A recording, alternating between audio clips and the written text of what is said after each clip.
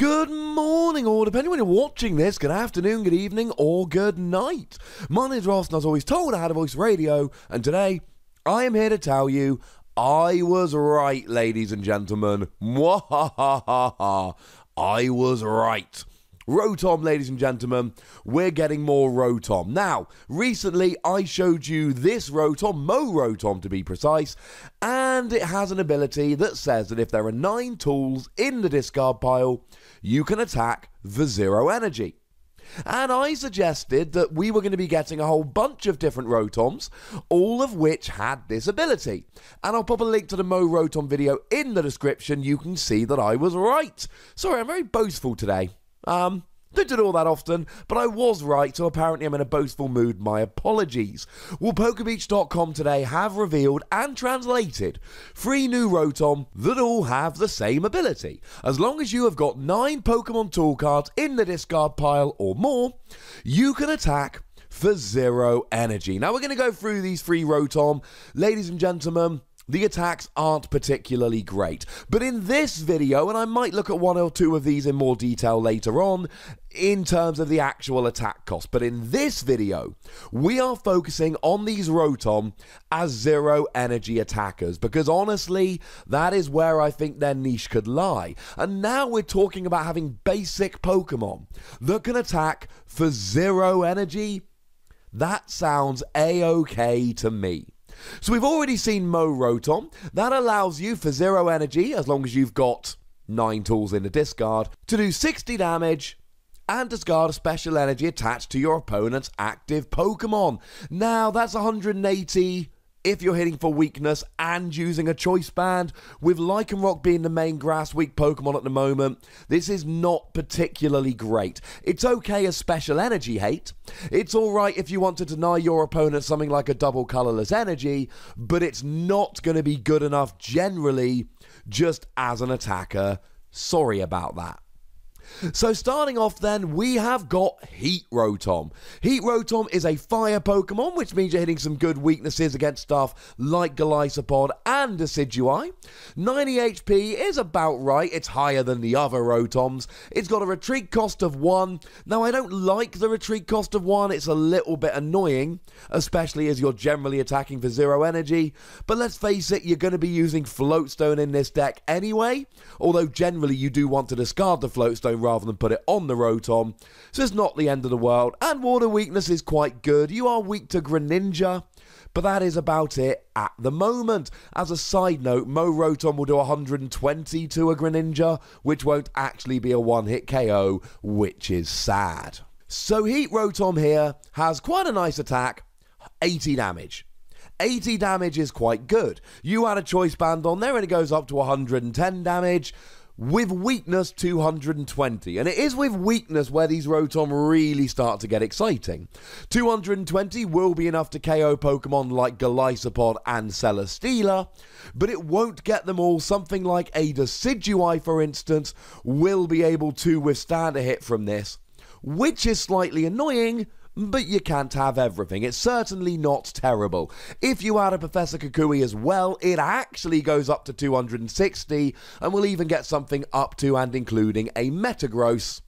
Could be an awful lot worse. We are getting a regular Rotom, and this is coming as a Lightning-type Pokemon. 70 HP is about what we would expect from a Rotom. It's in line with the others. Retreat cost of 1, like I said, with Heat Rotom is annoying for a 0 energy attacker, but then again, you've got 70 HP. The likelihood is you're probably just going to get one-hit KO'd anyway, so it's not really all that bad. Weakness to fighting is a little bit of a pain because Buzzwole is running around, and Buzzwole is very good. It won't get a KO immediately, but using either a strong energy or a fighting fury belt will then mean that Buzzwole gets a KO, which is kind of annoying.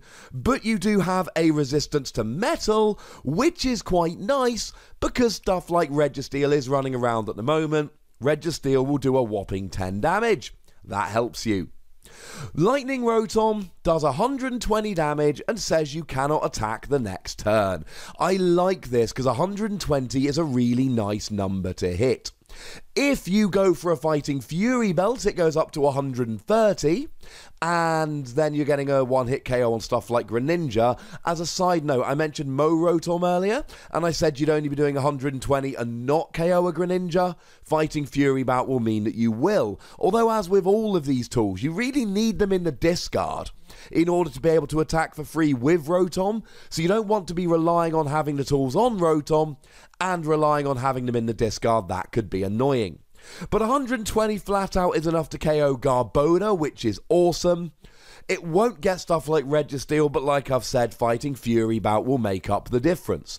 What I love about this is that with weakness you're hitting 240, and this is enough to one-hit KO something like a Ho-Oh. This is very nice. You'll get a one-hit KO on Ho-Oh without even using something like a Fighting Fury belt here, which is incredibly handy because, like I've said, we want them in the discard.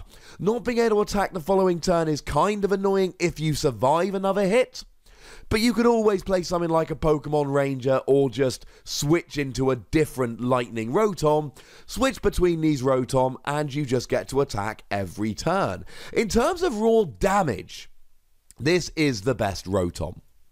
And the final Rotom we've had revealed, although like I'm going to say in a minute, I think we'll be getting more, but the final one for now is a Fan Rotom, which being flying type has come out as a colourless Pokemon, 70 HP, about standard. Free retreat is brilliant because it means if you start with it, you don't have to pay a retreat cost. You can switch it for whatever Pokemon you like. I adore the free retreat here.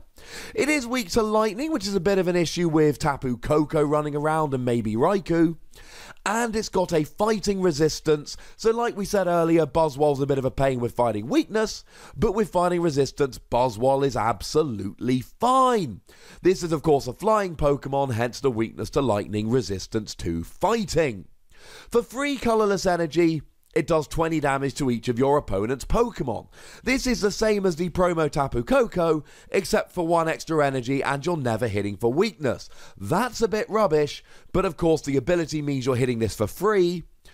But I have a bit of an issue with this attack. And the thing is that these Rotom, they are late game attackers. I've been playing for a couple of turns, I've taken a bunch of prizes, I've got a whole bunch of tools in my discard, I'm going to use these Rotom to hit for weakness to take the last couple of prizes, and I don't need to find any energy to do so. But that really goes in the face of this. Tapu Koko is generally an early game Pokemon. You spread a bit of damage so you can then hit the numbers with your big attacks. So here, you've got this weird dichotomy of you kind of want it in the early game, but it's not going to be free until the late game, but it's a free retreater, so it's a good starting Pokemon. This is my least favourite of the Rotom. It's not terrible, but you're kind of spreading damage, and it's usually going to be a point in the game where you just want to be taking your last couple of turns. Hey-ho.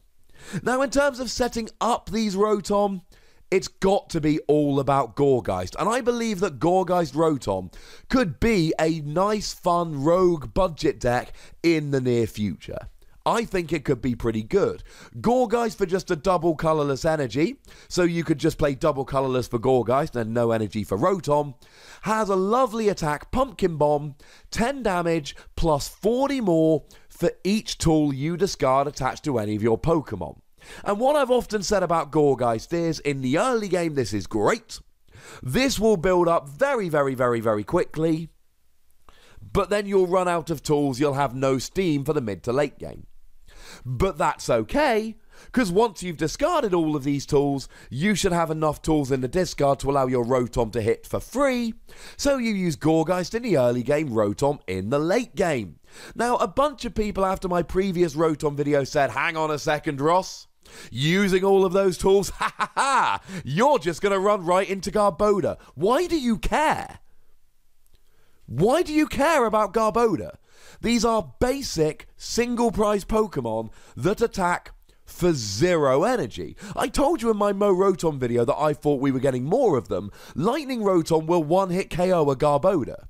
So, are you really scared of a stage 1 Pokemon that needs energy getting a one-hit KO on you, when you can get a one-hit KO on that Pokemon using a basic Pokemon that takes 0 energy. If you're playing this deck, you have an advantage over Garbodor because you're one-hit KOing each other, but you're using fewer resources. You should not be worried about Trashalanche. You should, however, be worried about Garbotoxin, because if your ability gets shut off, that's a bit of an issue. But using loads of tool cards, oh no, you're going to be one-hit KO'd by Garbodor, they should be a lot more scared of you, but you should be scared of Garbotoxin, that's really bad. And along the same lines, Alolan Muck will turn off your abilities because you are a basic, and I think it's only a matter of time before Alolan Muck sees a big increase in play. But I don't think we're done with the Rotom yet. We have not yet had revealed Frost Rotom or Wash Rotom that are Water/Ice and Lightning. So annoyingly here, I think we're going to be getting potentially 2 Water-type Rotom, and that's kind of annoying because, now my prediction, what I think would have been better, you could have made the regular Rotom Ghost-type or Psychic in the trading card game, and then you could have made either Wash or Frost Water and the other one Lightning. So I think we're getting one less type than we would have had because both Wash and Frost Rotom are essentially Electric Water in the trading card game. Slightly upsetting, but nothing we can do. I think we're going to be getting a couple of water types, we'll have to see. I don't see why they do some Rotom but not the rest. Either way, this is pretty exciting because we are now getting a bunch of Rotom which can now make their own deck with Gourgeist or just anything playing a lot of tools, hitting multiple weaknesses and doing multiple things for 0 energy. That sounds like fun, but as always, I want to know what you think. Let me know in the comment section. Go nuts!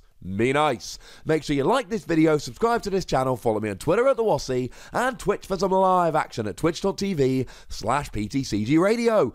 If you want to support the channel and get some bonus pods, I think you should, but I'm a little bit biased. You can do so at patreon.com/PTCGRadio. But by far the most important thing, as always, is to look after yourselves until next time. Thank you very much for watching. My name is Ross, and you've been watching PTCG Radio.